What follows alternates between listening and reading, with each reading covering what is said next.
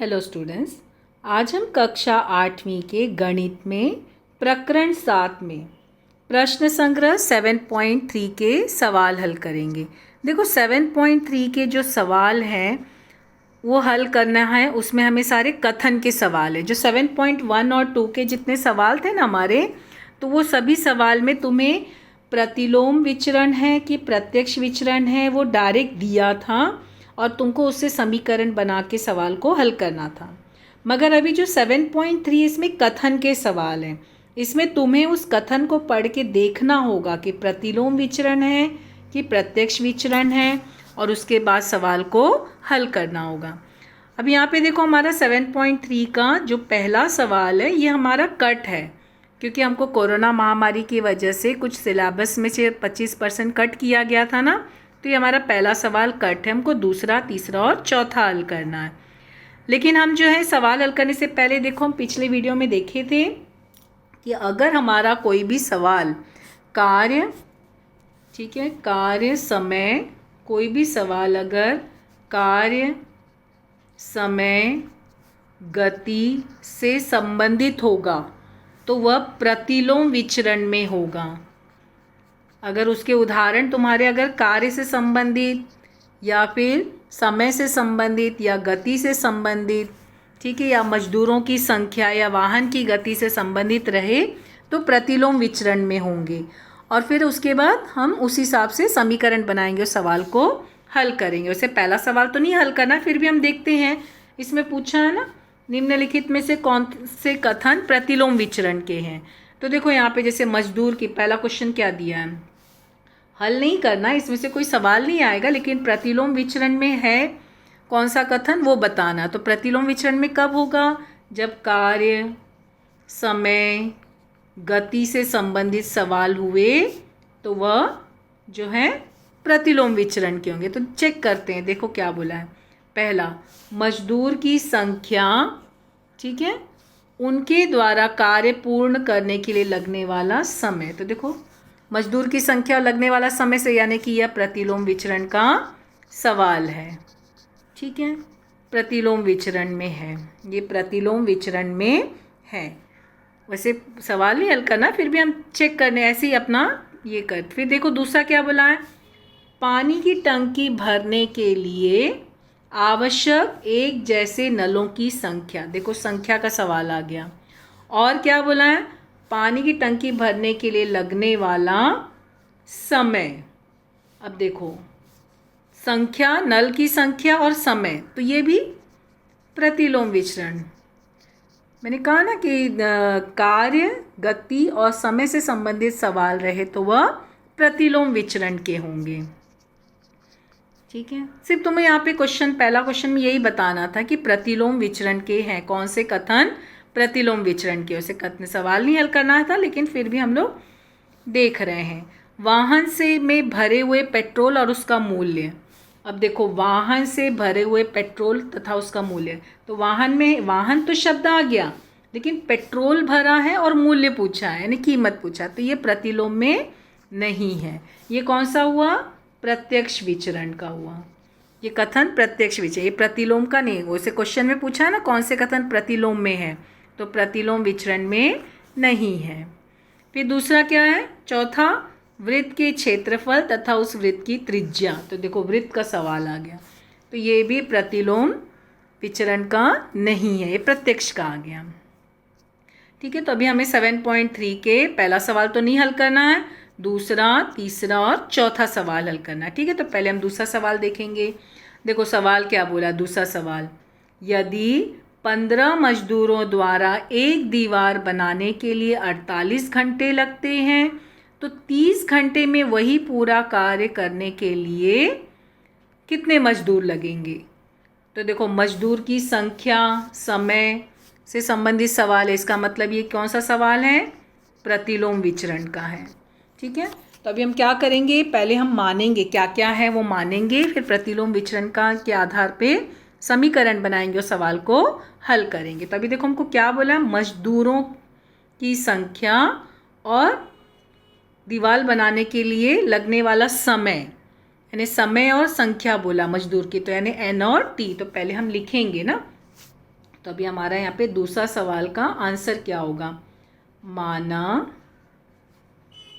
मजदूरों की संख्या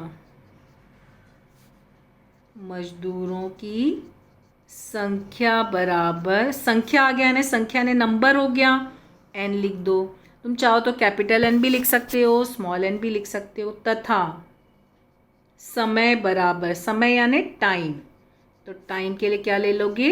t। ठीक है। अभी प्रश्न में हमको क्या बोला है कि जो मजदूरों की संख्या और दीवार बनाने के लिए लगने वाला समय, तो इसका मतलब क्या हुआ? मजदूरों की संख्या तथा दीवार बनाने के लिए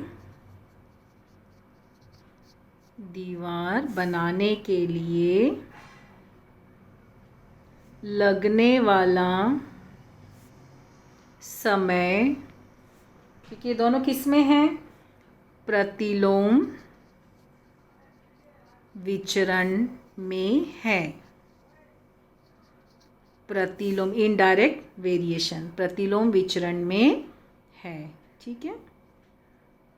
पहले हमें ये बताना होगा। पहले तो हमने क्या किया? मजदूरों की संख्या n माने, फिर समय को हमने t माना। अब देखो, मजदूरों की संख्या तथा दीवार बनाने के लिए लगने वाला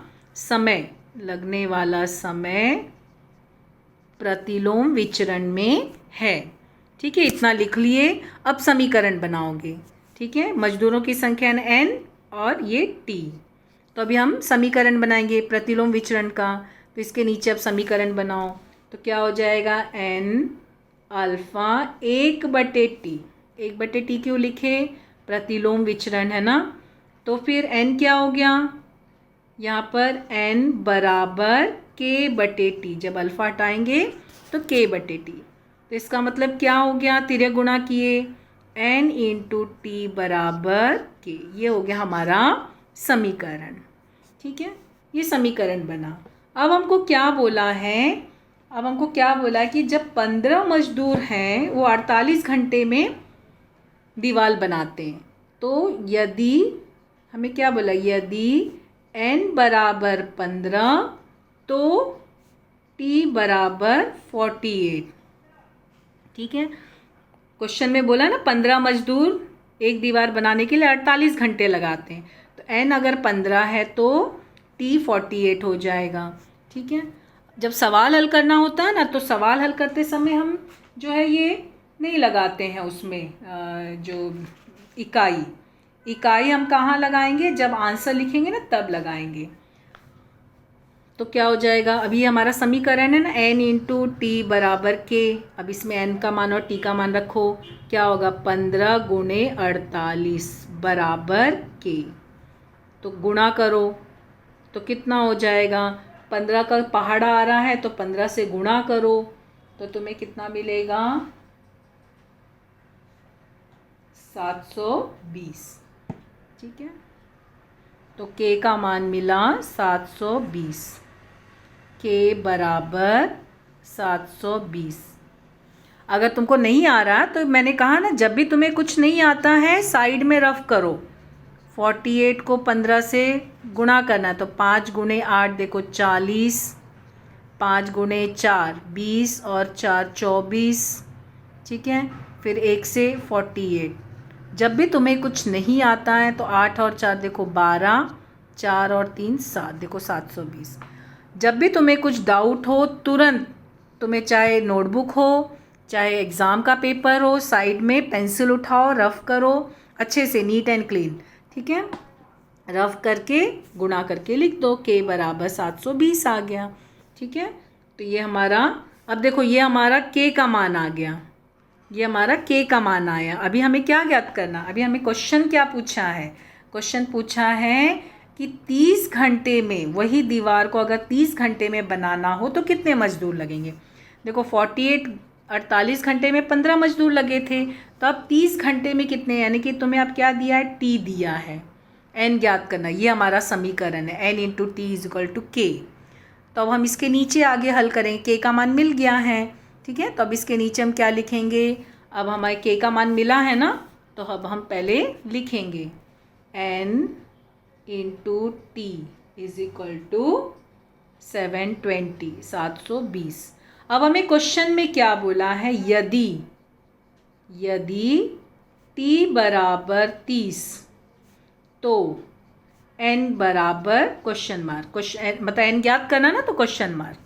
तो मान रखो n into t is equal to 720 हमारा समीकरण है ना, तो n तो हमको नहीं दिया, n ऐसे ही रखो, t हमको 30 दिया है और ये हो गया 720, ठीक है। तो अब n का मान पक्षांतर करो, गुणा है ना, तो ये जाके वहाँ पे भाग हो जाएगा 30, तो क्या हो जाएगा, देखो 0 0 कट गया, तो 3 2 ज़ा 6 3 4 ज़ा 12, कितना मिला 24। तो n बराबर हमें 24 मिला, ठीक है। तो n बराबर 24। लेकिन क्या हमारा आंसर यहाँ स्टॉप होता है, नहीं, क्योंकि हमारा कथन का सवाल है ना, तो हमारा आंसर भी कथन में होना चाहिए। तो अब देखो प्रश्न में पूछा क्या है, 30 घंटे में वही कार्य पूरा करने के लिए कितने मजदूर लगेंगे। तो अब हमें वो पूरा कथन लिखना है, तो अब इसके नीचे कथन लिखोगे, यहाँ पे स्टॉप नहीं करना, नहीं तो मार्क्स कटेंगे। तो अब इसके नीचे हम कथन लिखेंगे। क्वेश्चन में क्या पूछा है, हमें बोला है 30 घंटे में, तो हम लिखेंगे 30 घंटे में वही कार्य, यानी 30 घंटे में वही कार्य पूरा करने के लिए, वही कार्य ने दीवार बनाना ना, पूरा करने के लिए, और मैंने कहा ना जहाँ पे भी कितने आया वहाँ लिखोगे 24 मजदूर लगेंगे, तब जाके हमारा सवाल पूरा होगा, ठीक है। n बराबर 24 पे स्टॉप नहीं करना, ये यहाँ पे कथन लिखोगे तो ही फुल मार्क्स मिलेगा। तो 30 घंटे में वही कार्य पूरा करने के लिए फिर कितने की जगह पे क्या लिख दिए, 24 मजदूर लगेंगे। तो ये हमारा दूसरा सवाल कंप्लीट होता है, ठीक है। चलो अब हम तीसरे सवाल पे आते हैं। हमारा तीसरा सवाल क्या पूछा है, देखो, थैली में दूध भरने वाले यंत्र से यदि 3 मिनट में आधा लीटर के 120 थैलियाँ भरी जाती हैं, ठीक है, तो 1800 थैलियाँ भरने के लिए कितना समय लगेगा। अब देखो यहाँ पे मशीन से, यह काम जो है मशीन से हो रहा है, 3 मिनट में आधा लीटर की 120 थैली भरी जा रही है, ठीक है। तो यहाँ पर क्या हुआ, मजदूर तो नहीं है, यहाँ पे यंत्र आ गया, मशीन आ गया, मशीन से भरा जा रहा, मजदूरों की संख्या नहीं है, है ना, और थैलियाँ भरी जा रही हैं। तो इसके लिए ये हमारा कौन सा विचरण हुआ, ये हमारा प्रत्यक्ष विचरण हुआ, क्योंकि देखो मजदूर की संख्या और समय से संबंधित उदाहरण होता तो प्रतिलोम होता, लेकिन यहाँ पे तो यंत्र की सहायता से बोला, मशीन की सहायता से दूध भरा जा रहा है। 3 मिनट में आधा लीटर, मतलब आधा लीटर का पैकेट होता है ना दूध का, तो 3 मिनट में कितना 120 थैली मशीन से भर रहे हैं, तो देखो 120 थैली भर जा रही है, तो 1800 थैलियाँ भरने के लिए कितना समय लगेगा। चूँकि मजदूरों की संख्या नहीं है, तो इसके लिए यहाँ पे यह प्रतिलोम विचरण नहीं है, यह प्रत्यक्ष विचरण है। लेकिन हमें पहले मानना होगा ना, तो हमें यहाँ पे पहले हम क्या मानेंगे कि जो दूध भरने के लिए, अब देखो यहाँ पर समय तो टी आ जाएगा, और इसकी जो थैली की संख्या को कोई एक चरांक मान लो, ठीक है। तो यहाँ पर प्लास्टिक का ये जो है थैलियाँ हो गई, तो क्या ले लोगे, माना, ठीक है, दूध की आधे लीटर, क्योंकि आधे लीटर दूध की थैलियाँ ना, आधे लीटर दूध की थैली,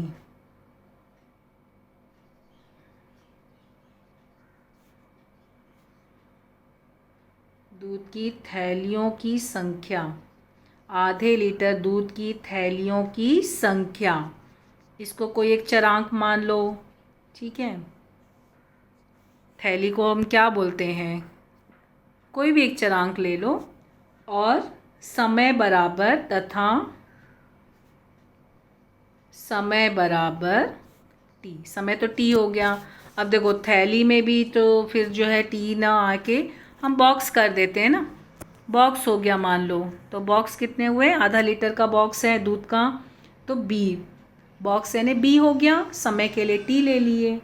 ठीक है, तो अब यहाँ पे क्या हुआ कि जो है लगने वाला समय और थैलियों की संख्या में कौन सा, ठीक है, यहाँ पे दूध भरने के लिए, दूध भरने के लिए लगने वाला समय, क्योंकि देखो हमको पहले समय बोला ना, लगने वाला समय तथा थैलियों की संख्या, थैलियों की संख्या में कौन सा विचरण है, प्रत्यक्ष विचरण है, प्रत्यक्ष विचरण है। और देखो पहले समय बोला ना, क्या बोला क्वेश्चन में, 3 मिनट में आधा लीटर 120 थैलियाँ भरी जाती, यानी दूध भरने के लिए लगने वाला समय पहले है, कि थैलियों की संख्या बाद में है। इसके लिए हमने क्या पहले क्या लिखा, दूध भरने के लिए लगने वाला समय तथा थैलियों की संख्या में प्रत्यक्ष विचरण है। ठीक है, अब हम समीकरण बनाएंगे, प्रत्यक्ष विचरण का समीकरण।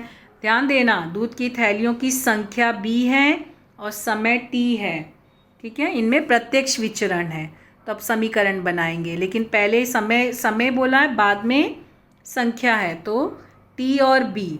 ठीक है, तो अब समीकरण बनाएंगे। इसके नीचे क्या बनेगा, t अल्फ़ा b।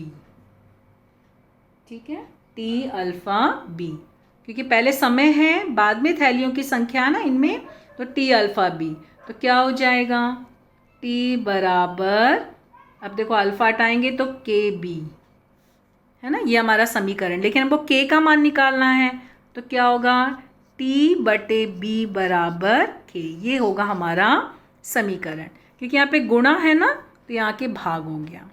ठीक है, अब हमें क्वेश्चन में क्या बोला है, 3 मिनट में 120 थैलियाँ भरी जाती हैं, यानी समय 3 मिनट है, तो 120 थैलियाँ हैं। ठीक है, तो अब क्या लिखोगे, यदि t बराबर 3, ठीक है, तो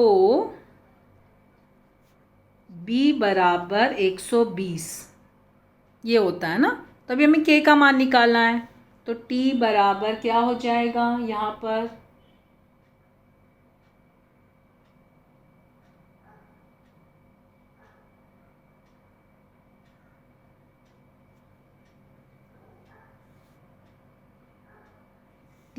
t बराबर 3 और b बराबर 120 है ना, तो 3 बटे 120 बराबर k।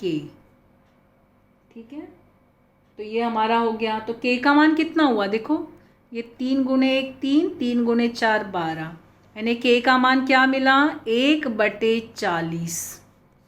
k बराबर 1/40 k का मान मिला ना। अभी हमको तो समय निकालना है ना, k बराबर 1/40। ठीक है, क्योंकि प्रत्यक्ष विचरण था, तो t अल्फ़ा b लिए, t अल्फ़ा b, फिर t बराबर के बी, और फिर यहाँ पे पक्षांतर किए, तो t बटे b बराबर k, ये हमारा समीकरण हुआ।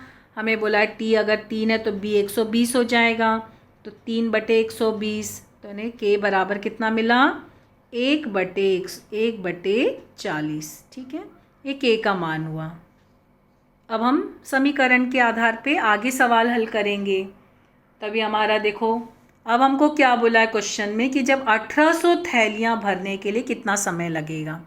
पहले तो समीकरण लिखेंगे ना, t बटे b बराबर k ना, तो समीकरण लिखेंगे, क्या लिखेंगे, t बटे b बराबर k है, k का मान कितना मिला, 1/40, ये मिला। ठीक है, अब हमें क्वेश्चन में क्या बोला है कि यदि थैलियाँ बोला ना 1800, थैलियाँ बोला है, बी जो है वह बॉक्स जो है 1800 है, तो कितना समय लगेगा, तो टी कितना लगेगा, क्वेश्चन मार्क। ठीक है, अब मान रखो, तो टी तो हमें नहीं मालूम, तो टी ऐसे ही लिखे, बी कितना है 1800 है, बराबर 1/40।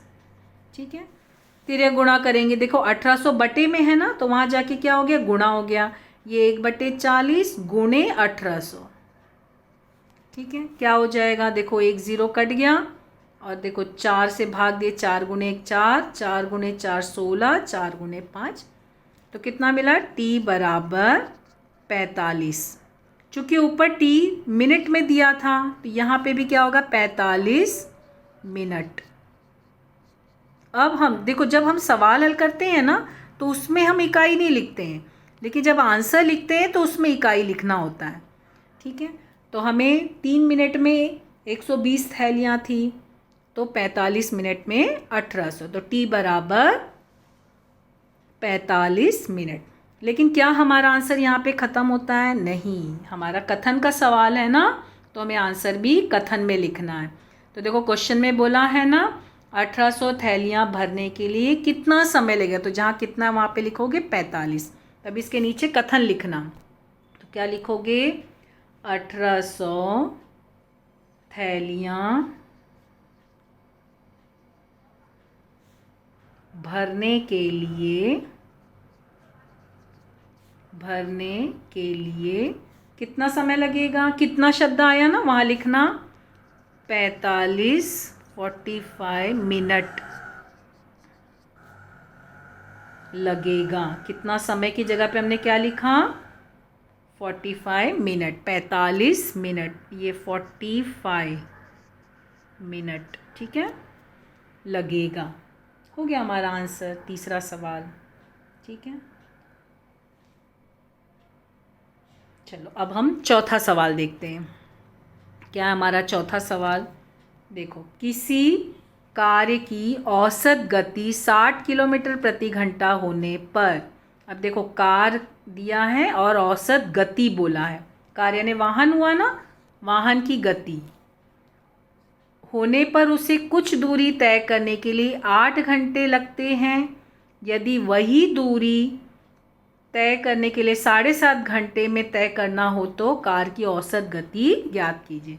अब देखो ये हमारा सवाल किससे मिलता जुलता है, गति और समय, है ना, गति और समय का सवाल है। इसका मतलब ये सवाल, ये उदाहरण किसका है, प्रतिलोम विचरण का, है ना। तो अभी पहले तो हम कुछ मानेंगे, हमें गति को कुछ मानना है और समय को कुछ मानना है ना। तो हम क्या करेंगे, पहले लिखेंगे ना माना, ये हमारा आंसर 4th का आंसर है ना, तो हम लिखेंगे माना।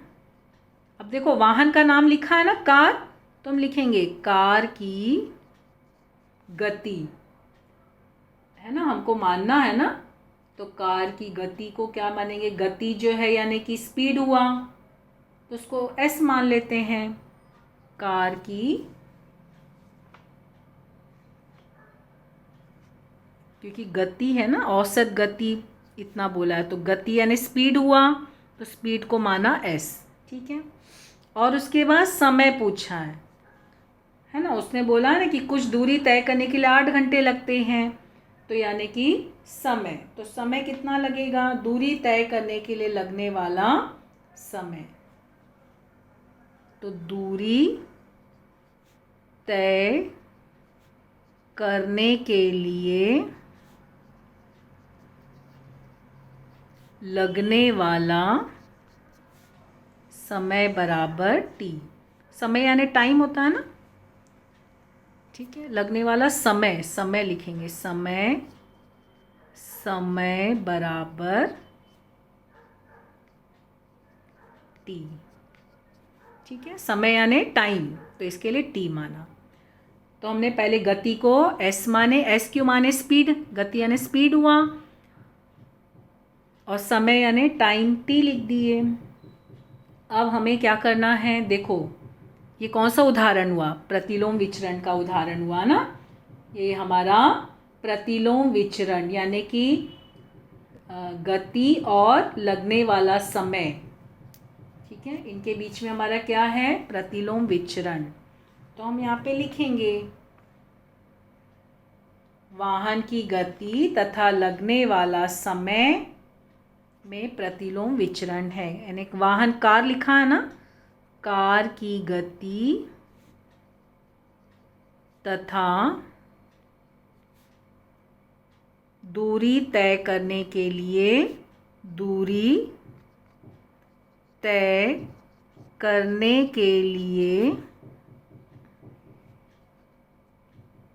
लगने वाला समय बराबर प्रतिलोम विचरण में है। ये क्योंकि हमें पहले बताना ना किसके इसमें है, तो कार की गति तथा दूरी तय करने के लिए लगने वाला समय प्रतिलोम विचरण में है। और पता है ना कैसे हम जानेंगे प्रतिलोम विचरण में, अगर तुम्हारा उदाहरण मजदूरों की संख्या समय से संबंधित या वाहन की गति समय से संबंधित सवाल हुए तो वह प्रतिलोम विचरण में होंगे, ठीक है। तो पहले हमने क्या किया, कार की गति s माने, दूरी तय करने के लिए लगने वाला समय t माने। ये देखो हमारा हमने उदाहरण का दूसरा सवाल देखे थे ना पहले वीडियो में, सेम वैसी सवाल है, ठीक है। अब हम क्या करेंगे, समीकरण बनाएंगे, ठीक है। किसके किसके बीच समीकरण है, देखो गति और दूरी। तो तुम्हारा समीकरण क्या बनेगा, s प्रतिलोम यानी अल्फा 1/t, प्रतिलोम विचरण है ना, इसके लिए 1/t। तो क्या हो गया हमारा, क्या होगा, s बराबर k/t, क्योंकि जब हम अल्फा हटाते हैं तो बराबर का चिन्ह और k लगाते हैं। इसका मतलब समीकरण क्या बना, तिरक गुणा होगा ना, s गुणे t बराबर k। ये हो गया हमारा समीकरण, ठीक है। तो ये समीकरण बन गया हमारे। अब हमें देखो क्या बोला है कि जब कार की गति 60 किलोमीटर प्रति घंटा है तो उसको दूरी तय करने के लिए 8 घंटे लगे। यानी कि हम कैसे लिखेंगे, यदि s बराबर 60 तो t बराबर 8। जब हमको सवाल हल करना होता है तब हम इकाई नहीं लगाते, लेकिन जब हम आंसर लिखेंगे ना कथन में तब इकाई लिखेंगे। तो अगर s 60 है, क्योंकि वाहन की गति 60 किलोमीटर प्रति घंटा है, तो उसको दूरी तय करने के लिए 8 घंटे लगे, यानी s 60 है तो t 8 है। तब हम क्या करेंगे, ये समीकरण है ना हमारा, इसमें रखेंगे तो हमको k का मान मिलेगा। क्या मिलेगा, देखो s 60 गुणे t कितना 8 बराबर k। तो देखो 8 6 48 और 0 480, यानी k का मान कितना मिला, 480। 8 से गुणा करना ना, तो डायरेक्ट 8 के पहाड़े से गुणा कर दिए, 8 गुणे 6 48 होता और ये 0 लगा दिए, ठीक है। और नहीं हो रहा तो तुम लोग रफ कार्य कर लो, 8 का पहाड़ा तो इसे सबको आता है तो कर सकते हो, ठीक है। तो k का मान मिल गया, k का मान मिला। अब हम आगे सवाल हल करेंगे। अभी हम इसमें k का मान रखेंगे ना तो हमारा समीकरण बन जाएगा, फिर हमको क्या दिया है क्या नहीं दिया वो रखेंगे, ठीक है। तो अब हमारा समीकरण क्या होगा, देखो s इंटू टी बराबर k है, k कितना मिला हमको 480 480, ठीक है। अब हमारा क्या बोला है क्वेश्चन में क्या बोला है, यदि वही दूरी तय करने के लिए 7.5 घंटे लगते हैं, 7.5 घंटे में दूरी तय करता है तो उसकी गति ज्ञात करो। यानी कि t दिया है, t 7.5 घंटे, यानी कि कितना हुआ 7.5, 7.5 घंटे 7.5 मतलब 7.5। तो s कितना होगा, s ज्ञात करना है, क्वेश्चन मार्क, ठीक है। ये क्वेश्चन हो गया। अब हम मान रखेंगे, s हमको नहीं पता है तो s ऐसे ही रहेगा। t हमको कितना मिला 7.5 यानी 7.5 बराबर 480, ठीक है। अब हम पक्षांतर करेंगे। अब देखो पॉइंट हटा दो, क्या हो जाएगा 75/10, पॉइंट हटाने पे जानते हो ना, पॉइंट के बाद जितने अंक होते हैं उतना ज़ीरो लगाया जाता है। अब पक्षांतर करो, देखो जो गुणा है वो भाग हो जाएगा, जो भाग है वो गुणा हो जाएगा, तो s क्या हो जाएगा, ये 480 तो उस तरफ वैसे ही ऐसे ही रहेगा यहाँ का। ये 10 देखो यहाँ बटे में था तो यहाँ जाके गुणा, और 75 यहाँ पे गुणा था तो यहाँ जाके भाग। ठीक है, अब इसको हल करो, तो ये तुम्हारा हल करने पर 5 से हल करें, देखो 5 गुणे 2 10, 5 गुणे 1 5, 5 गुणे, ठीक है। अब देखो यहाँ पे डायरेक्ट 15 से अगर काटना चाहो, अगर तुम्हें 15 का पहाड़ा आ रहा है तो 15 से डायरेक्ट काट सकते हो। कैसे काट सकते हो, देखो 15 गुणे 1 15, 15 गुणे 3 45, 30 बचा, 15 गुणे 2 10, तो कितना हो गया हमारा 72 गुणे 32 इंटू 2, कितना मिला 64। तो हमें s का मान कितना मिला, s बराबर 64। ठीक है, अब जब मान लिखोगे तो यहाँ पर ये लिखना,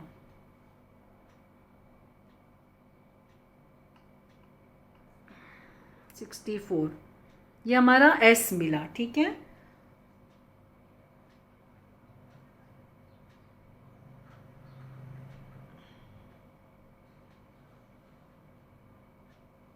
मतलब 7.5 घंटे में वही दूरी 7.5 घंटे में तय करना हो तो कार की औसत गति क्या होगी।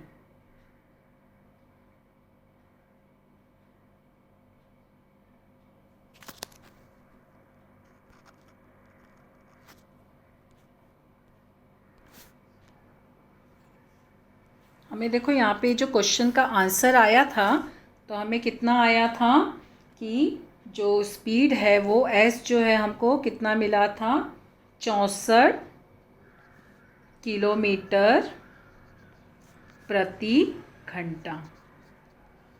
कथन का सवाल है तो हमें आंसर भी कथन में लिखना है, तो हम कैसे लिखेंगे, वही दूरी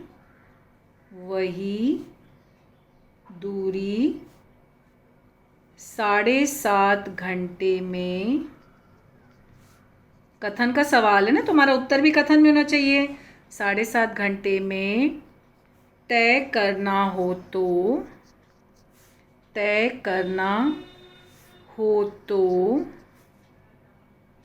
उस कार की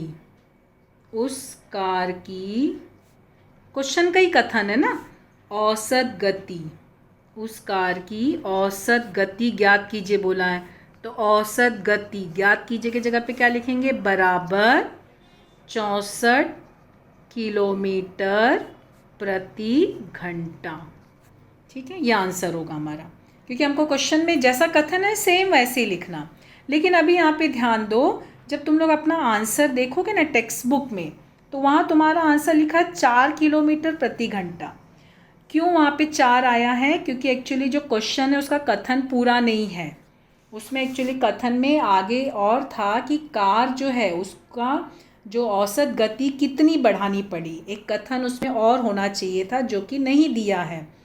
मतलब टेक्स्ट बुक में 7.3 के 4th क्वेश्चन में एक लाइन और होनी चाहिए थी कि कार की औसत गति कितना बढ़ाई गई, तो आंसर 4 आएगा, क्योंकि पहले स्पीड उसकी 60 थी, फिर 64 हो गई, यानी 4 जो है किलोमीटर प्रति घंटा से जब स्पीड बढ़ा दिया तो वो 7.5 घंटे में पहुंच गई।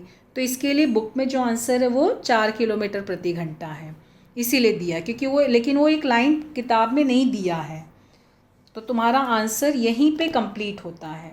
ठीक है, तो जो कथन दिया है उसके आधार पे यह आंसर कंप्लीट होता है। ठीक है, तो वो ध्यान देना, लेकिन वो आगे का सेंटेंस नहीं दिया है तो इसके लिए आंसर आगे भी हल नहीं हो रहा। अगर वो सेंटेंस दिया होता तो 4 किलोमीटर आता। तो हमारा जो है 7.3 के क्वेश्चन नंबर 2, 3, 4 हल होता है, कंप्लीट होता है। Thank you.